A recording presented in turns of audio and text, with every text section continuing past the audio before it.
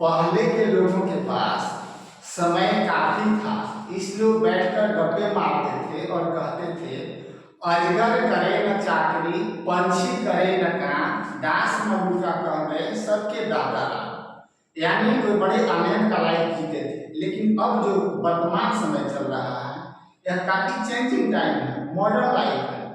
Modern life में हर चीज काफी तेजी से परिवर्तित हो रहा है। ठीक उसी प्रकार जैसे टेलीविजन के स्क्रीन परिवर्तित हो रहे हैं।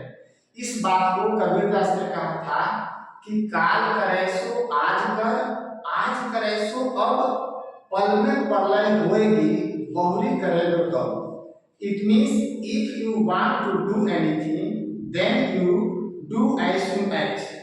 जैसे एक्शन बढ़े हैं, खेलना, उठना, बैठना, सोना, डांस करना, इन सब बातों से पता चलता है कि कोई ना कोई कार्य हो रहा है। खेलना, खेलने का काम हो रहा है, डांस करना, डांस करने का अभ्यास हो रहा है, पढ़ना, पढ़ने का काम हो रहा है। ये सब बात बता रहे हैं एक्शन के बारे में। यानी verb, V E R B, English का वर्ड है वर्ब। वर्ब को हिंदी में बोलते हैं क्रिया। क्रिया। If anybody come at your home and ask from you what is verb, then you may be finding a verb denotes doing action. Doing action. इसका मतलब हुआ कि क्रिया से किसी काम के करने या होने का बोध होता है। कैसे? तो प्ले, प्ले का मतलब होता है खेलना।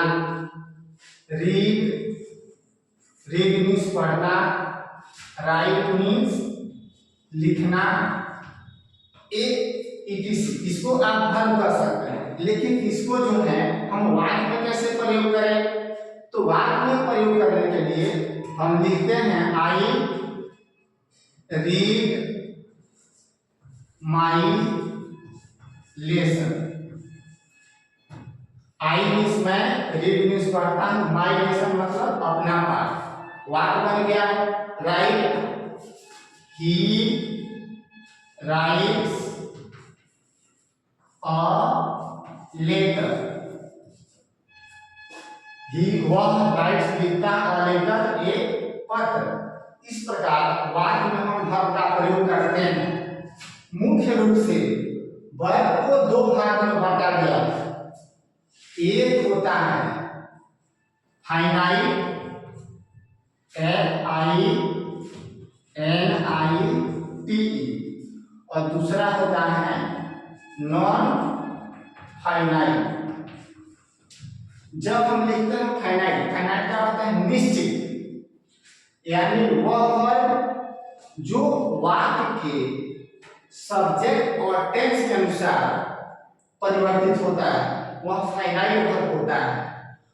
और वह वाक्य जो वाक्य के सब्जेक्ट और टेंस के अनुसार परिवर्तित नहीं होता, वह नॉन फाइनाइट वर्ब होता है, यानी अनिश्चित होता है।